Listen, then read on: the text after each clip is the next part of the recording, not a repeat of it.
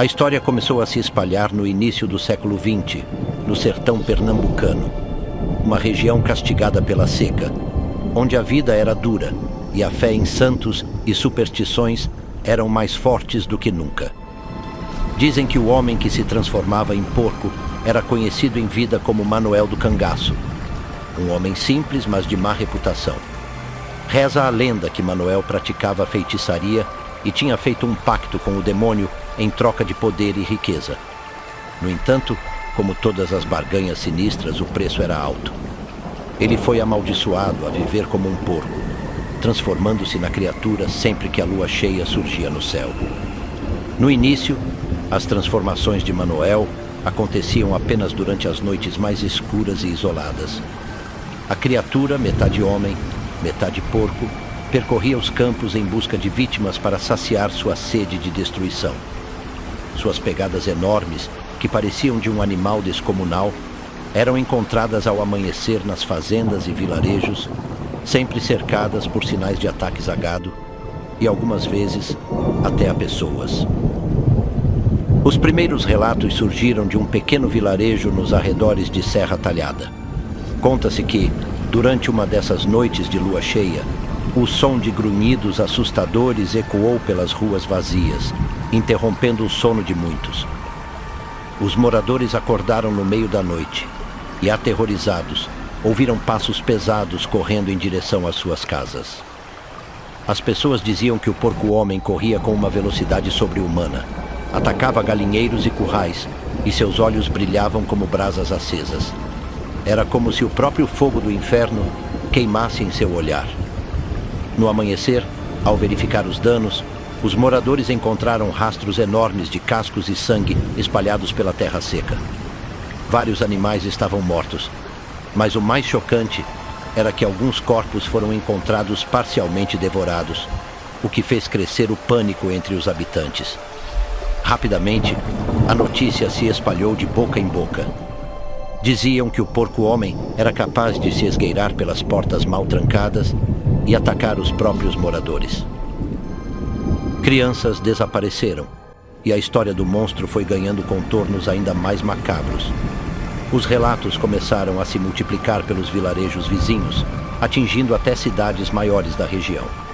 Em Salgueiro, Arco Verde e até na distante Petrolina, sempre se ouvia falar de avistamentos do porco maldito.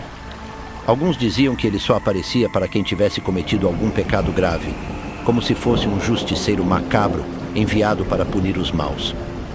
Outros acreditavam que o monstro surgia apenas para espalhar terror e que sua sede de sangue não tinha limites. Em meio à devastação que o porco-homem deixava em seu caminho, os líderes religiosos da época começaram a organizar procissões e rezas para tentar espantar a criatura. Era comum, nas noites de lua cheia, ouvir o som de rezas fervorosas subindo ao céu, na esperança de que Deus tivesse piedade e afastasse o monstro. Contudo, a cada nova lua, os gritos e os ataques voltavam. Uma das histórias mais conhecidas e detalhadas sobre o homem que se transformava em porco vem de uma família de fazendeiros no interior da Paraíba. Dizem que José Vicente, o patriarca da família, certo dia resolveu enfrentar o porco-homem.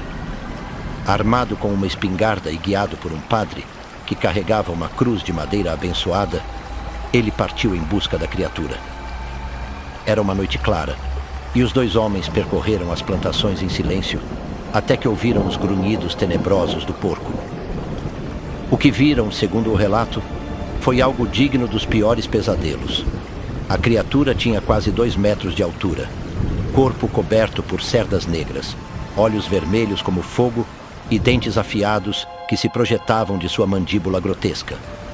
O ser ainda mantinha algumas feições humanas, como as mãos deformadas que seguravam uma faca velha e enferrujada. O padre, tomado pelo medo, começou a rezar alto, enquanto José Vicente disparou sua espingarda. O tiro atingiu a criatura, mas parecia não surtir efeito. O porco-homem soltou um grito que parecia um misto de dor e fúria, e logo desapareceu na escuridão. Na manhã seguinte, ao voltarem para o local, encontraram apenas pegadas sujas de sangue e algumas marcas profundas nas árvores. como se a criatura tivesse se apoiado nelas para fugir. Os últimos relatos sobre o porco-homem se dão em meados dos anos 1960, quando uma grande caçada foi organizada. Moradores de várias cidades, armados com rifles, facões e tochas, se uniram em busca da criatura. Dizem que naquela noite, os caçadores cercaram o monstro em uma caverna nas proximidades de Serra Talhada. Quando finalmente o encontraram, viram um homem coberto de lama e sangue aos prantos. Era Manuel, completamente humano, implorando por misericórdia. Ele foi amarrado e levado até a cidade, onde foi julgado e condenado. Muitos ainda acreditam que em noites de lua cheia, se você escutar com atenção, poderá ouvir o grunhido assustador ecoando ao longe, avisando que a maldição ainda pode não ter acabado.